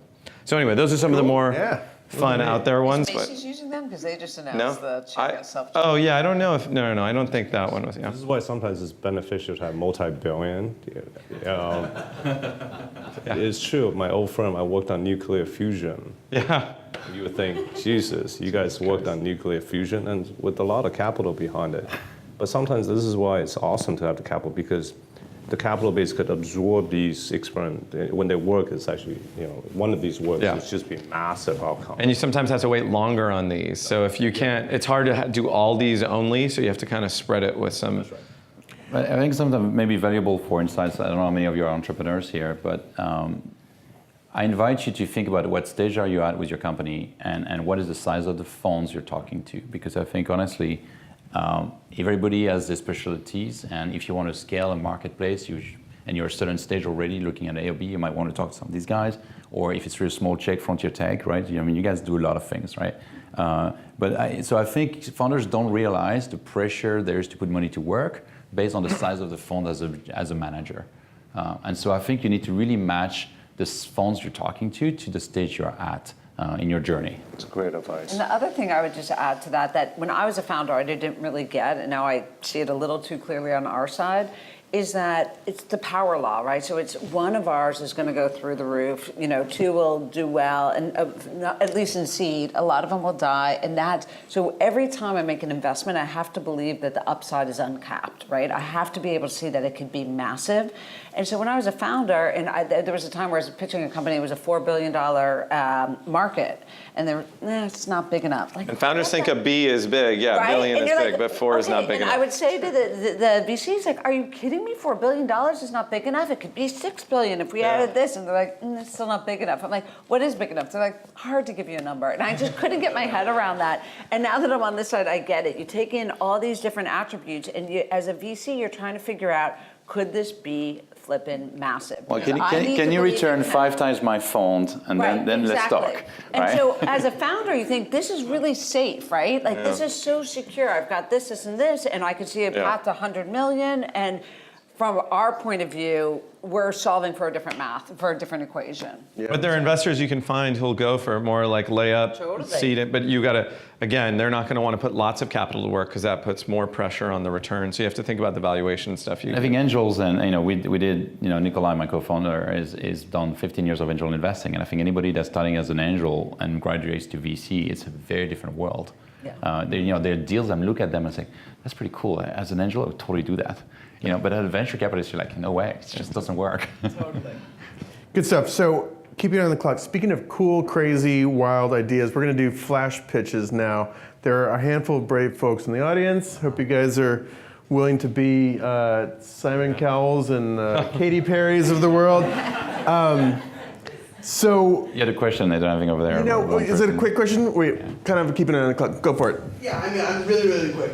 I just finished my first fund for being a VC, and I'm sort of talking to a lot of different people who are startups, which are coming into like the crypto, disruptive kind of thing, and they're asking me whether they should do a crypto round or not, and how does that affect their valuation? And so my question to you is, how does that affect their valuation? I mean, if you do a DBA investment, does that make it more or less attractive for a B round or an A round, or like, what does that mean? And I don't have an answer. I take a quick stab at it. I mean, I heard the DBA like a debt against the assets, right? I mean, one way to look at this is like, just look at your balance sheet. It's like if you have 10 million on your balance sheet, okay, that's $10 million to your pre-money. Or if you're raising more, that's adding to your post. I mean, at the end of the day, it's cash. So do you have a better use of cash that can turn that into a multiple of that cash on your balance sheet? Otherwise, you should put it back in the bank. So how is that impacting valuation? I think the challenge is that, again, I'm a seed fund, and you come to me and you say, my valuation is $200 million. I say, great, go take a hike. I don't care how hot you are. I just can't invest in your company at these valuations. It makes no sense for my mandate, for what I want to do. And I wish you all the success in the world. I'm not saying you're not going to succeed. It just doesn't work. Now, if I'm managing multi-billion-dollar fund and somehow I believe you're incredible, and you have that valuation, and maybe you're going to have some cash in the bank because you're about to close that ICO, say, okay, well, I can factor that in. But often the ICOs, there's not the cash on the balance sheet. There's been sold at a multiple valuation of that, right, already. So I think that's super tricky. I'd say the one sentence summary is, once you do something weird on your cap table that's not the norm, you make it significantly harder, drop your chances by probably about 90% of raising money from any of the top 20 or 50 or even 100 VCs and the top 50 seed funds as well. It's possible, but you just made it much, much harder. We have a hard enough time if something's an LLC or an S Corp instead of a C Corp, you have to get a side letter. Like, that's just for such a tiny thing. If you add any of this stuff, so you can do it, but you're asking about valuation. I would say it's not just valuation, but viability of even accessing this channel just kind of goes away. I think a good way is life cycle. Think about the life cycle of building that business. If you never need to raise money from anybody on this panel and never again, any other then life you're cycles, good. Yeah. awesome. I would say, here's what I'll say. You are on the bleeding edge. We don't know yet. Right? A dear friend of mine just raised her Series A, $30 million Series A, all in coins. And more than 2/3 of it was subscribed by one of the top 5 venture firms.